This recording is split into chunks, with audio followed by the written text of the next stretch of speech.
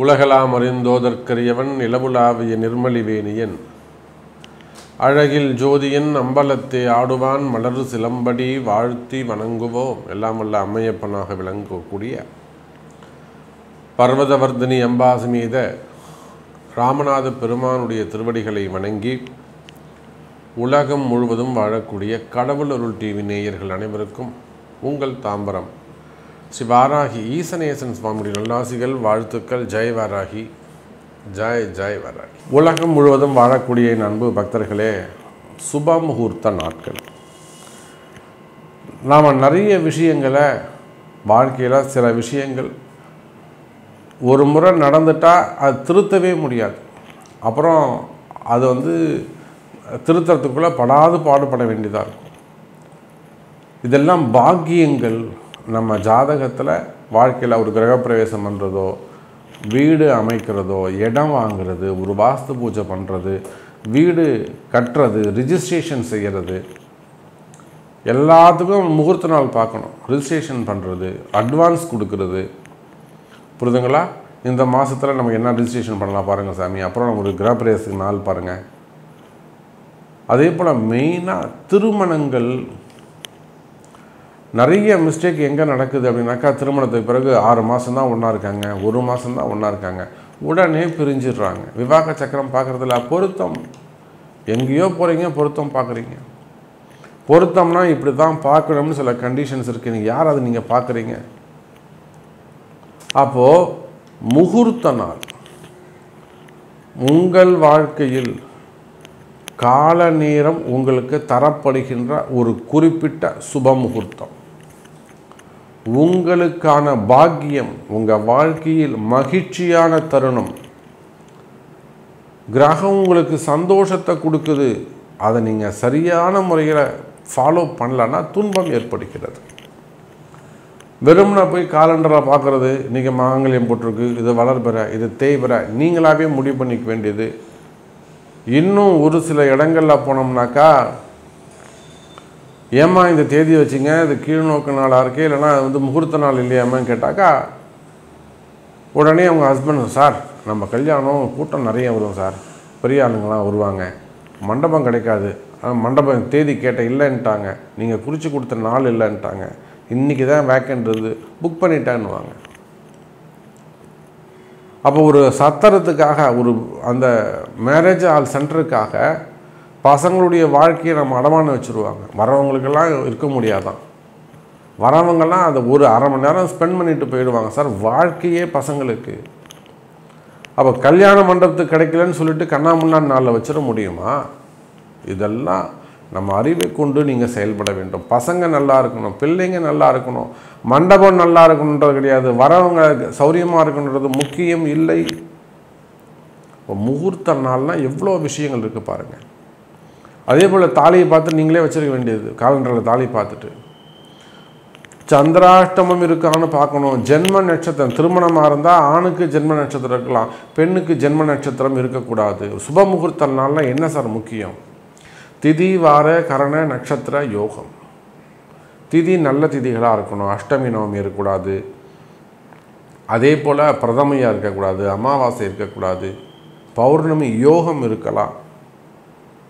திதி பார்க்கணும், கரணம் நல்ல கரணமாக இருக்கணும், நாம யோகம். இந்த நாம யோகம்னா இன்றைக்கி என்னன்னே தெரிய மாட்டாங்குது. 27 நட்சத்திரங்களைப் போல் 27 யோகங்கள் உள்ளது. அங்கே விஸ்வகும்பத்தில் ஆரம்பித்து இங்கே ஐந்திரம் மகேந்திரம் வரையிலுமே கூட 27 யோகங்கள் உள்ளது. நல்ல யோகமாக இருக்கணும். நான் சொல்கிறது மரண யோகம், சித்த யோகம், அமிர்த யோகம், அந்த யோகம் இல்லை, இன்னொரு நாம யோகம் இருக்குது. சார் இவ்வளோலாம் வேணாம் சார், கஷ்டப்படவே வேணாம் சார். எளிமையாக சொல்லவா, ஒரு நாள் சுப முகூர்த்த நாள்னா மனுஷனுக்கு எப்படி உயிர் முக்கியமோ, பார்வை முக்கியமோ, அதுபோல் நாளுக்கு ஜீவன் நேத்திரம் முக்கியம். ஒரு நாள்னு சொல்லியாச்சுன்னா அந்த நாளுக்கு உயிர் ஜீவன். ஜீவன் 0 இருக்கக்கூடாது, ஒன்று 6 இருக்கலாம், இல்லை 1 இருக்கலாம். பார்வை, கண் குருடு இருக்கக்கூடாது, ஒரு பார்வையாவது கண்டிப்பாக இருக்கணும். ஜீவன் நேத்திரம் இல்லாமல், நான் சுத்தமான நாமயோகம் இல்லாமல் அது கண்டிப்பாக சுபமுகூர்த்தம் ஆகாது. காலண்டரை பார்த்து ஏமாந்து போகாதீர்கள். புரியுதா? இதன் பிறகு தான் உங்களுக்கு என்னங்க வளர்பிறை தேய்பிறைங்கிறது எப்போ வருது? இதுக்கு பிறகு தான் அந்த வளர்பிறை தேய்பிறையே வருது. அப்புறம்தான் எது வளர்பிறை எது தேய்பிறை. வளர்பிறை என்பது நிச்சயமாக நம்ம எல்லாருக்குமே தெரியும், அமாவாசை கழிச்சு 2வது நாள்லேருந்து பௌர்ணமி வரையிலும். ஆனால் பௌர்ணமி கழித்து சங்கடஹர சதுர்த்தி, சங்கடஹர சதுர்த்திக்கு மறுநாள் பஞ்சமி வரையிலும் வளர்பிறை கணக்கு உண்டு. அதுக்கப்புறம்தான் நிலவு தேய ஆரம்பிக்கும். இதில் குழப்பமே வேண்டாம். பௌர்ணமி கழித்து சங்கடஹர சதுர்த்தியும் சங்கடஹர சதுர்த்திக்கு மறுநாள் பஞ்சமியும் வளர்பிறை முகூர்த்தமாகவே கருதப்பட வேண்டும். சந்தேகம் வச்சுக்காதீங்க. எதுவாக இருந்தாலும் நீங்கள் ஃபோன் போட்டு கேளுங்க, கமெண்ட் பாக்ஸில் வாங்க, உங்களுக்கு என்ன உதவி வேணுமோ கேளுங்க. அப்போ சுப முகூர்த்த நாள், இன்றைக்கி நாள் நல்லா இருக்கணும், நேத்திரன் இருக்கணும், ஜீவன் இருக்கணும், நல்ல நாமயோகம் இருக்கணும். ஆந்திரா சைடெலாம் போயிட்டீங்கன்னாக்கா நாமயோகம்தான் பார்ப்பாங்க. அன்றைக்கெல்லாம் இங்கே கூடுவாஞ்சேரியில் ஒரு கிரகப்பிரவேசம், வெள்ளிக்கிழமை 10:12 ராகு காலத்தில் தான் பண்ணணும்னு அடம்பிடிக்குது அந்த அம்மா. நான் சொன்னம்மா, வெள்ளிக்கிழமைமா 10:12 ராகு காலம்மா, ஐயரு தாம்மா குறை சொல்லுவாங்க, எந்த ஐயரு வந்தாங்கன்னு கேட்பாங்கம்மா. சார் நாங்கள் ஆந்திராக்காரங்க, எங்கள் ஊர் ஐயர் சொன்னாங்க. ஐயருக்கு ஃபோன் போடுங்க. அவங்கள்ட்ட அண்ணா நான் இந்த மாதிரி பேசுகிறேன்னா, లేదండి మాకు నామయోగంதான் ముఖ్యం, అప్పుడుதான் నామయోగం వచ్చింది, నీ అట్నే చేయండి அப்படிங்கிறார். சந்தோஷம். அப்போ நாமயோகம் முக்கியம்.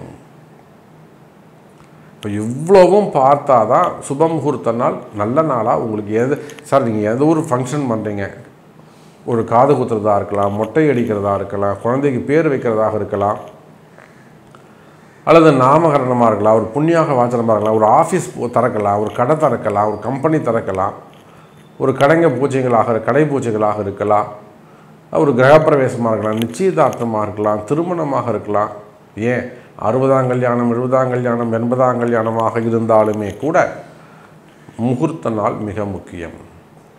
இதையெல்லாம் கவனிக்காமல் வெறும் காலண்டரில் போய் பார்த்துட்டு சத்திரம் புக் பண்ணிட்டு வந்துட்டு, சாமி சத்திரம் எனக்கு கிடைக்கலன்னு சொன்னால் நான் அவங்களை திட்டுவேனா மாட்டேனா? தயவு செஞ்சு இந்த தவறுகளை செய்யாதீர்கள்.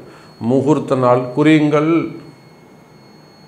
சரி, இந்த மாதத்தில் உங்களுக்கு முகூர்த்த நாள் எப்போ வருது பார்த்துடலாம் வாருங்கள். நவம்பர் மாதம். நவம்பர் மாதத்தில் நல்ல ஒரு 7 முகூர்த்த நாள் நாம் அதில் குறிச்சிருக்கிறோம். அதில் 1 மட்டும் தேய்பிறை முகூர்த்தம், இது எல்லாமே உங்களுக்கு வளர்பிறை முகூர்த்தமாகவே அமைகிறது. இதை நாங்கள் ஸ்லைடில் ஷோ பண்ணுறோம், நீங்கள் அதை பார்த்துக்கோங்க. நவம்பர் மாதம் 3ஆம் தேதி திங்கட்கிழமை அன்றைய தினம் அற்புதமான வளர்பிறை முகூர்த்தம் சிறப்பாகவே இருக்குது, குறைவே கிடையாது. ஆனால் நான் சொன்ன விஷயங்கள்லாம் நீங்கள் செக் பண்ண, நான் முகூர்த்த நாள் சொல்கிறேன்னா எல்லாருக்கும் பொதுவான முகூர்த்த நாள் சொல்கிறது. இது உங்களுக்கு பொருந்தமா, உங்கள் பையனுக்கு பொருந்தமா, உங்கள் மருமகளுக்கு பொருந்தமா, நீங்கள் தான் பார்க்கணும். நவம்பர் 3 திங்கட்கிழமை. அதே போல் நவம்பர் 10ஆம் தேதி திங்கட்கிழமை, அதுவும் சுபமுகூர்த்த நாள். ஆனால் அன்றைக்கி காலையில் 6:07 முகூர்த்தம் தான் வைக்கணும். ஏன்னா 8 மணிக்கு மேலே சஷ்டி வந்துடுது, அப்புறம் அது தேய்பிறையாக மாறிடும். அப்போது நவம்பர் 10ஆம் தேதி திங்கட்கிழமை முகூர்த்தம் காத்தால் 6:07 முகூர்த்தம் வச்சா பஞ்சமியில் வந்துடும், வளர்பிறை கணக்கு. தேய்பிறை முகூர்த்தம் ஒன்று கொடுக்குறேன். நவம்பர் 16 ஞாயிற்றுக்கிழமை, அது தேய்பிறை முகூர்த்தம். நீங்கள் முகூர்த்தத்தை சொல்லுங்கள், என்ன விசேஷம்னு சொல்லுங்கள், அப்புறம் நான் டைம் உங்களுக்கு ஃபிக்ஸ் பண்ணி தரேன், லக்னம் உங்களுக்கு குறித்து கொடுக்குறேன். அப்புறம் திரும்பவும் வளர்பிறை முகூர்த்தம் நவம்பர் 23, அற்புதமான முகூர்த்தம், ஞாயிற்றுக்கிழமையில் வருது. நவம்பர் 23 ஞாயிற்றுக்கிழமை முகூர்த்தம். அன்றைக்கி 6:07 வச்சுக்கலாம், 9:10 வச்சுக்கலாம், ரெண்டுமே சூப்பரான லக்னமாக இருக்குது. அப்புறம் நவம்பர் 27 வியாழக்கிழமை, அதுவும் உங்களுக்கு அற்புதமான முகூர்த்தம். அதே போல் நவம்பர் 30 ஞாயிற்றுக்கிழமை. நவம்பர் 30 ஞாயிற்றுக்கிழமை. இப்போ நவம்பர் 3, 10, 16, 23, 27, 30 இந்த 7 நாட்களும் சுபமுகூர்த்த நாட்களாக அமைகிறது. இதில் உங்களுக்கு சந்திராஷ்டமம் பார்த்துக்கணும். யார் உட்காந்து பூஜை பண்ண போகிறாங்களோ அவங்களுக்கு சந்திராஷ்டமம் இல்லாமல் இருக்கணும். தாராபலன் இருக்கணும். 4 நட்சத்திரம் நல்லா சிறப்பாக இருக்கணும். இதெல்லாம் பார்த்து செய்யுங்க. சந்தேகங்கள் இருக்குமையானால் நீங்கள் கூப்பிடுங்க. இப்போது உலகம் முழுவதும் வாழக்கூடிய என் அன்பு பக்தர்களே, உங்கள் வீட்டில் எந்த விசேஷமாக இருந்தாலும், அது 60ஆம் கல்யாணமோ, 70ஆம் கல்யாணமோ, 80ஆம் கல்யாணமோ, வாஸ்து பூஜையோ, திருமணங்கள் எல்லாம் ரொம்ப சிறப்பான முறையில், கைராசியான முறையில் உங்களுக்கு அற்புதமாக செஞ்சு கொடுக்கப்படும். அர்த்தங்கள் சொல்லி வாசல காசி யாத்திரையிலேருந்து எல்லாம் ஜம்முன்னு சொல்லி சூப்பராக செஞ்சு வைக்க முடியும்.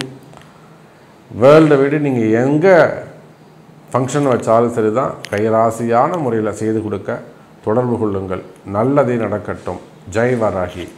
ஜெய் ஜெய் வராகி. கடவுள் அருள் டிவியை பார்த்தமைக்கு நன்றிகள். மேலும் இது போன்ற தகவல்களை தெரிந்து கொள்ள கடவுள் அருள் டிவியை சப்ஸ்கிரைப் செய்யுங்கள். மறக்காமல் பெல் ஐக்கானை கிளிக் செய்யுங்கள்.